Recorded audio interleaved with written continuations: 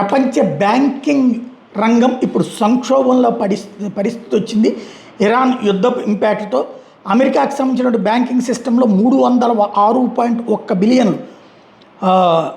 Unrealised losses కిందన మార్చిలో ఉంది అన్నది ఎఫ్డిఐసి ఇస్తున్న నివేదిక.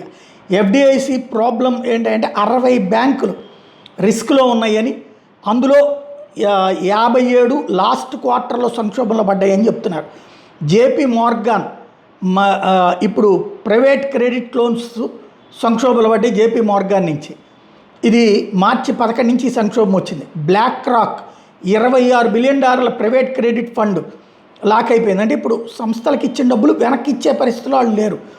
అదే సందర్భంలో మోర్గాన్ స్టాన్లీ ఎంఎస్ ఇప్పుడు ఇన్వెస్టర్స్ దాని నుంచి డబ్బులు రిటర్న్ చేస్తున్నటువంటి సందర్భంలో సమస్యలు తలెత్తుతున్నాయి. గోల్డ్మెన్ సాక్స్ బాండ్ డీల్స్ వచ్చేటప్పటికి సంక్షోభంలో పడ్డాయి.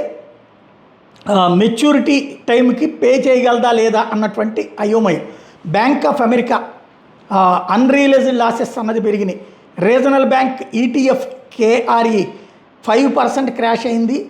ఇప్పటికే సంక్షోభం ముదురుతోంది. యూరోపియన్ బ్యాంకుల్లో 9 నుంచి 13% సంక్షోభంలో పడి ఉన్నాయి.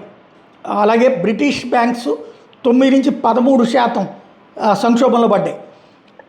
Commercial real estate sector $900 billion నష్టపోయింది ఈ 2026లోనే. ప్రైవేట్ క్రెడిట్ ఇండస్ట్రీ $1.8 ట్రిలియన్ సంక్షోభంలో పడింది. యుఎస్ కార్పొరేట్ డెట్ $1.35 ట్రిలియన్ పెరుగుతున్నటువంటి పరిస్థితి. 1 by 1 ఓ రకంగా బ్యాంకులు రక్తం ఓడుతున్నాయని చెప్పాలి.